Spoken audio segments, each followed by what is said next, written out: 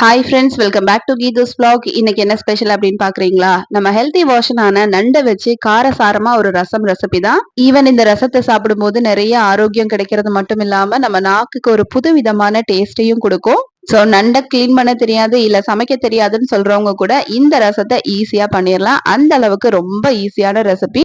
அப்ப ரெசிபிக்குள்ள போறதுக்கு முன்னாடி இது வரைக்கும் நம்ம சேனலை சப்ஸ்கிரைப் பண்ணாதவங்க இருந்தீங்கன்னா மறக்காம சப்ஸ்கிரைப் பண்ணி சப்போர்ட் பண்ணி தாங்க. கூடவே பக்கத்துல இருக்கக்கூடிய பெல் ஐக்கனையும் பிரஸ் பண்ணிட்டீங்கன்னா நான் போடக்கூடிய வீடியோஸ் எல்லாம் உங்களுக்கு உடனுக்குடன் நோட்டிபிகேஷன்ல வரும்.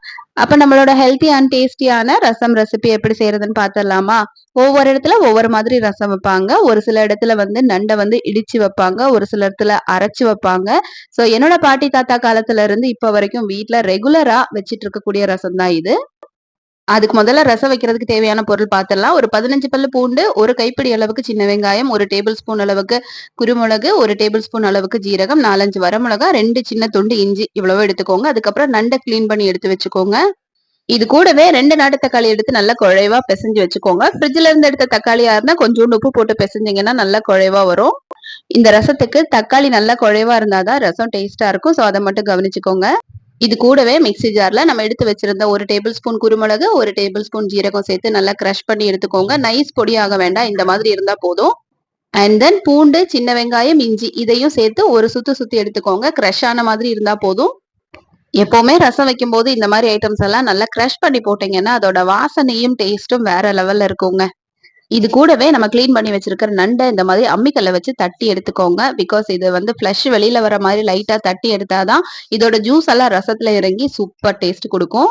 நான் இந்த ரசம் வைக்கிறதுக்காக ஒரு 5 நண்டு எடுத்திருக்கேன். இப்போ ஒரு 3ல இருந்து 4 பேர் வந்து திருப்தியா சாப்பிடலாம். ஸோ நீங்களும் அதுக்கேற்ற மாதிரி அளவு பார்த்து எடுத்துக்கோங்க. அதுக்கப்புறம் அடுப்புல ஒரு கடாயை வச்சு அதுல தேங்காய் எண்ணெய் சேர்த்துக்கோங்க. ஒரு 3ல இருந்து 4 டேபிள் ஸ்பூன் அளவுக்கு தேங்காய் எண்ணெய் சேர்த்துக்கோங்க. இது ஹீட் ஆகி வரும்போது கொஞ்சமா கடுகு, நம்ம கிரஷ் பண்ணி வச்சிருந்த பொடி, கொஞ்சம் கருவேப்பிலை, வரமிளகாய் சேர்த்து தாளிச்சுக்கோங்க. இது தாளிக்கும் போது அடுப்பு சிம்ல இருக்கட்டும். ஹை ஃப்ளேம்ல இருந்தா எல்லாம் கரிஞ்சு போயிடும். ஸோ இது நல்லா வதக்கி விட்டதுக்கு அப்புறமா லைட்டா இதுல இருந்து வாசனை வரும். அந்த ஸ்டேஜ்ல கொஞ்சமா பெருங்காயம், மஞ்சள் பொடி இவ்வளவும் சேர்த்து நல்லா மிக்ஸ் பண்ணதுக்கு அப்புறமா நம்ம கிளீன் பண்ணி வச்சிருக்கோம் இல்லையா நண்டு, அதை இதோட சேர்த்து நல்லா வதக்கி விடுங்க. நண்டை வந்து இந்த மசாலாவோட சேர்த்து நல்லா மிக்ஸ் பண்ணி விட்டதுக்கு அப்புறமா ஒரு 10 நிமிஷத்துக்கு இதை அப்படியே விட்டுருங்க. இதுல தண்ணி எதுவும் சேர்க்க வேண்டாம். மூடி போட்டு வேக விட்டீங்கன்னா ஒரு 10 நிமிஷத்துல நண்டும் வெந்துரும். இதுல இருக்கக்கூடிய ஜூஸ் எல்லாம் நல்லா இறங்கி வரும். நண்டு வேகும் போதும் அடுப்பு மீடியம் ஃப்ளேம்ல இருக்கட்டும். இதுக்கு இடையில நீங்க வந்து மிக்ஸ் பண்ணி மட்டும் விட்டா போதும், இல்லாட்டி அடியில பிடிச்சிரும். இந்த மாதிரி நல்லா ஜூஸ் எல்லாம் இறங்கி நல்லா வெந்து வர ஸ்டேஜ்ல நம்ம உடைச்சு வச்சிருக்கோம் இல்லையா தக்காளி, அதை இதோட சேர்த்து நல்லா மிக்ஸ் பண்ணி விட்டுக்கோங்க. இப்ப நம்ம மசாலா, நண்டு இதெல்லாம் நல்லா மிக்ஸ் ஆகி வர ஸ்டேஜ்ல ஒரு சின்ன நெல்லிக்காய் அளவுக்கு புளியை வந்து ஊற வச்சிருந்தேன். அந்த புளி தண்ணியை இதோட சேர்த்து நல்லா மிக்ஸ் பண்ணி விட்டுக்கோங்க.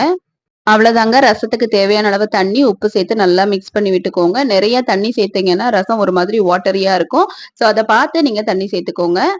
இப்ப இதுல உப்பு, புளிப்பு, காரம் எல்லாம் கரெக்டா இருக்காங்கிறத இந்த ஸ்டேஜ்ல செக் பண்ணி பார்த்துடலாம். அப்படி உப்பு எதுவும் கம்மியா இருந்துச்சுன்னா நீங்க அதுக்கேத்த மாதிரி எல்லாத்தையும் பேலன்ஸ் பண்ணி மூடி போட்டுருங்க. ஒரு 5 நிமிஷம் அப்படியே இருக்கட்டும். இது நுர கட்டி வரும்போது நல்லா ஃப்ரெஷ்ஷான மல்லி இலை கொஞ்சம் தூக்கலாவே இதுல வந்து பிச்சு போட்டுக்கோங்க. இப்ப பாருங்க நம்ம ரசம் எவ்வளவு கலர்ஃபுல்லா இருக்கு. பிளஸ் வாசனை அப்படியே ஆளை தூக்குற அளவுக்கு இருக்குங்க. வீடே மணக்கிற அளவுக்கு கமகமன்னு வாசனையோட சூப்பரான ரசம் ரெடி ஆயிருச்சு. இது அப்படியே ஒரு 5 நிமிஷம் மூடி போட்டு மாத்தி வச்சிருங்க.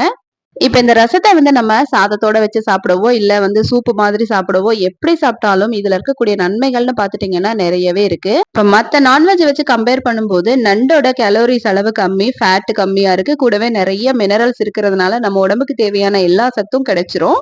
இந்த நண்டுல பீட்டோல் அதிகமா இருக்கிறனால நமக்கு ரெட் பிளட் செல்ஸை வந்து அதிகப்படுத்தி கொடுக்கும். அதாவது ரத்த சோகை, அனீமிக்கா இருக்காங்க இல்லையா, அவங்களுக்கெல்லாம் இந்த நண்டு ரசம் ஒரு வரப்பிரசாதம் சொல்லலாம். அது மட்டும் இல்லங்க, இதுல செலீனியம், ஆன்டி ஆக்சிடென்ட்ஸ் மாதிரியான சத்துக்கள் நிறைய இருக்கிறதுனால மூட்டு வலியில கஷ்டப்படுறவங்க, முடக்குவாதம் வந்தவங்க இவங்க எல்லாம் தாராளமா எடுத்துக்கலாம். இதுக்கு எல்லாமே ஒரு நிவர்த்தி அப்படின்னு கூட சொல்லலாம். மழை காலத்துல ரெகுலரா நண்டு ரசம் எடுத்துக்கிட்டீங்கன்னா உங்களோட இம்யூனை அழகா பூஸ்ட் பண்ணி கொடுக்கும். அது மட்டும் இல்ல டாக்டர்ட்ட இருந்து கூட தப்பிச்சுக்கலாம். அதுக்கப்புறம் பாத்தீங்கன்னா இதுல நிறைய புரோட்டீன் இருக்கிறதுனால குழந்தைங்களுக்கு எலும்பு வளர்ச்சிக்கு ரொம்பவே நல்லது. சோ சின்ன குழந்தைங்களுக்கு இப்பவே நண்டெல்லாம் சாப்பிடுறதுக்கு கத்து கொடுங்க. நான் எதுக்காக இவ்ளோ டீட்டெயிலா இத சொல்றேன்னா, நண்டு அப்படின்னு நம்ம ஒதுக்கி வைக்காம இதுல இருக்கக்கூடிய நிறைய சத்துக்களுக்காகவாது நம்ம குழந்தைங்களுக்கு இத குடுத்து பழகுங்க. நண்டு ரசத்தை ரெகுலரா சாப்பிடக்கூடாதவங்களும் இருக்காங்க. ஸ்டோன் பிரச்சனை இருக்கிறவங்க கொஞ்சம் கம்மியா சாப்பிடுங்க. அதே மாதிரி பாடி ரொம்ப ஹீட்டா இருக்கிறவங்களும் இதை அதிகமா எடுத்துக்காதீங்க. மத்தவங்க எல்லாம் தாராளமா எடுத்துக்கோங்க.